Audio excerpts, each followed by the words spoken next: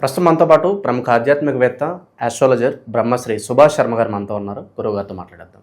నమస్కారం గురుగారు. శ్రీమాత్రే. గురుగారు, నవంబర్ 26 సుబ్రహ్మణ్య షష్ఠి. ఈ రోజున మనం ఏ విధంగా ఉపయోగించుకోవాలి, పూజా విధానం ఎలా ఉండాలి, ప్రత్యేక పూజా సమయం ఏదన్నా ఉంటే తెలియజేయండి. ఆ రోజు చేయాల్సిన పనులు, చేయకూడని పనులు, పూర్తి వివరాలు మాకు తెలియజేయండి గురుగారు. ఇప్పుడు తెలియజేస్తారండి. ముందుగా ప్రేక్షకులందరికీ శ్రీమాత్రే నమః, శ్రీ గురుభ్యో నమః. యాదేవి సర్వభూతేషు మాతృరూపేణ సంస్థిత. నమస్తస్సై నమస్తస్సై నమస్తస్సై నమో నమః. ముఖ్యంగా షష్ఠి అనగానే, షష్ఠి అంటే 6 ముఖాలతో కూడుకున్నటువంటి వాడు. అలాగే స్కందుడు అనేటటువంటి వాడు. స్కంద షష్ఠి అని అంటే కనుక ముఖ్యంగా ఈ భగవంతుని ఎందుకు ఆరాధించాలి, అసలు స్కంద షష్ఠి అంటే అర్థం ఏమిటి అంటే 6 ముఖాలు కలిగినటువంటి వాడు, 6 తత్వగుణములను కలిగినటువంటి వాడు, అలాగే 6 ముఖములతో ఉన్నటువంటి వాడు అనేటటువంటి దీని యొక్క ప్రధానమైనటువంటి ఉద్దేశం. కాబట్టి స్కందుడు అనగానే ముఖ్యంగా మనకి ఏమిటి అని అంటే కనుక షష్ఠి అంటే ఆ యొక్క స్కందుడు పుట్టినటువంటి స్థితి వచ్చేసి షష్ఠి రోజున పుట్టాడు, 6 ముఖాలతో పుట్టాడు కాబట్టి దీన్ని స్కంద షష్ఠి అని పిలవడం జరుగుతుంది. ఆ రోజున ఏం చేస్తాం, ముఖ్యంగా సుబ్రహ్మణ్య స్వామి దేవాలయానికి వెళ్తూ ఉంటాం.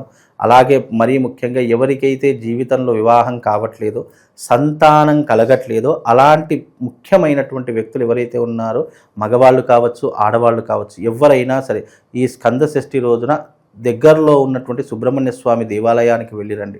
అక్కడ తప్పకుండా ఒక కొబ్బరికాయ తీసుకొని వెళ్ళండి. అంటే పీచు తీయనటువంటి కొబ్బరికాయ అది తీసుకొని వెళ్ళి ఒక ఎర్ర బట్టలో కట్టండి. ఎర్ర బట్టలో ఒక కొబ్బరికాయ, ఒక రూపాయి నాణెము, ఒక పోకవక్క, ఈ రెండూ కూడా ఆ యొక్క బట్టలో కట్టేసేసి ఒక ముడుపులాగా కట్టేయండి. అది సుబ్రహ్మణ్య స్వామి వారి యొక్క దేవాలయం ఎక్కడైతే ఉంటుందో అక్కడ రావి చెట్టు ఉంటే రావి చెట్టు దగ్గర, లేదు అని అంటే కనుక సుబ్రహ్మణ్య స్వామి వారి యొక్క పాదాల దగ్గర పెట్టేసి రండి. మీకు సంతానం కావాలంటే సంతానం కోసం మొక్కుకొని పెట్టండి, వివాహం కావాలి అంటే వివాహం కోసం మొక్కుకొని పెట్టండి.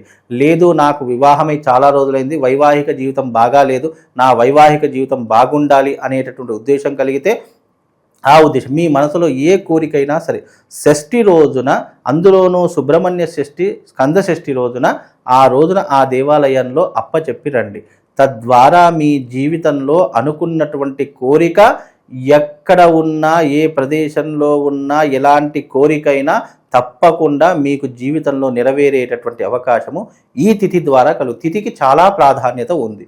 స్కంద షష్ఠి, సుబ్రహ్మణ్య షష్ఠి అనేటటువంటిది జీవితంలో ఎన్నో రకాలైనటువంటి నెగిటివిటీ ఎనర్జీని దూరం చేసుకోవడానికి, అలాగే పాజిటివ్ అరాని మనం వశం చేసుకోవడానికి, అలాగే మనం అనుకున్నటువంటి కోరికలన్నీ కూడా తీర్చుకోవడానికి ఈ సుబ్రహ్మణ్య షష్ఠి చాలా ఉపయోగపడుతుంది. ఆ రోజున అనేక ఆలయాల్లో ఎన్నో రకాల అభిషేకాలు జరుగుతూ ఉంటాయి, ఎన్నో రకాలైనటువంటి క్రతువులు జరుగుతూ ఉంటాయి, యజ్ఞ యాగాదులు జరుగుతూ ఉంటాయి. కనుక ఆ రోజున విశేషంగా సుబ్రహ్మణ్య షష్ఠి ఉంది అని అనుకున్నటువంటి ప్రతి ఒక్కరూ అది చేసుకుందాం, మన కోరికలు తీర్చుకుందాం అనుకునే ప్రతి ఒక్కరూ దగ్గరలో ఉన్నటువంటి ఆలయానికి వెళ్ళి ముడుపులు కట్టేసి రండి. ఆ తర్వాత మీకు జీవితంలో కోరిక నెరవేరింది, మీకు సంతానం కలిగింది, వివాహం అయ్యింది, అనుకున్నటువంటి పనులు జరిగాయి అని అనుకుంటే, అయిన తర్వాత తప్పకుండా మీరు ఎక్కడైతే ఏ దేవాలయంలోనైతే మొక్కుకున్నారో ఆ దేవాలయంలో తప్పకుండా అన్నదానం చేయాలి. ఇది ఖచ్చితమైనటువంటి నిర్ణయము. మొక్కులు తీరిపోయాయి అంటే ఇక మొక్కులు తీరిపోయాయి, మనం అనుకున్న కోరిక అయిపోయింది కదా అని చెప్పేసి నిమ్మకు నీరెత్తునట్టుగా చేస్తే గనక మళ్ళీ మీ జీవితంలో కష్టాలు మొదలవుతాయి. ఎప్పుడైనా సరే కోరిక నెరవేరింది అంటే గనక దాన్ని మళ్ళీ రుణ విముక్తిని చేసుకోవడానికి తప్పకుండా చేయవలసింది అన్నదానం.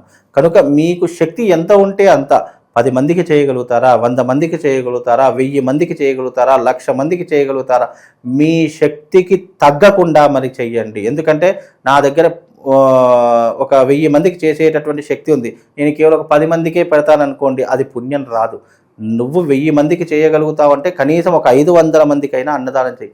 10 మందికి అన్నదానం చేసే శక్తి నీ దగ్గర ఉందంటే కనీసం ఒక 5గురికైనా అన్నదానం చేయు. దాని ప్రభావం వల్ల నీకు ఆ యొక్క పుణ్య ఫలితం మరింతగా రెట్టింపై ఆ భగవంతుడు ఇచ్చినటువంటి కోరిక నీ జీవితంలో నెరవేరుతుంది. కాబట్టి వివాహము, సంతానము, ఆర్థికపరమైన ఇబ్బందులు, అలాగే కుటుంబంలో ఉన్నటువంటి ఇబ్బందులు, ఇవన్నిటినీ కూడా తొలగించేటటువంటి గొప్పనైనటువంటి తిథి స్కంద షష్ఠి.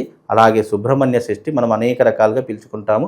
26వ తారీఖు రోజున ఈ భగవంతుణ్ణి మీరు దర్శనం చేసుకోనండి, తప్పకుండా వాళ్ళ జీవితంలో శుభం లాభం కలుగుతుంది. గురుగారు, ఆ రోజే విశేషంగా ఎవరికైతే ఈ సర్పదోషాలు, కాల సర్పదోషం వీటితో బాధపడుతున్నారో వాళ్ళు ఏం చేస్తే బాగుంటుందంటారు విశేషంగా? అయితే ముఖ్యంగా షష్ఠికి ఒక ప్రధానమైనటువంటిది ఏమిటి అంటే గనక ఆశ్లేష నక్షత్రంలో పుట్టినటువంటి వారు కావచ్చు, జాతకంలో కాలసర్పదోషం ఉన్నటువంటి వారు కావచ్చు, లేదా పితృదోషము కావచ్చు, లేదా జాతకంలో ఈ వాసుకి, అనంత, ఐరావత, ఆదిశేష అనేటటువంటి కాలసర్ప దోషాలు కొన్ని ఉంటాయి.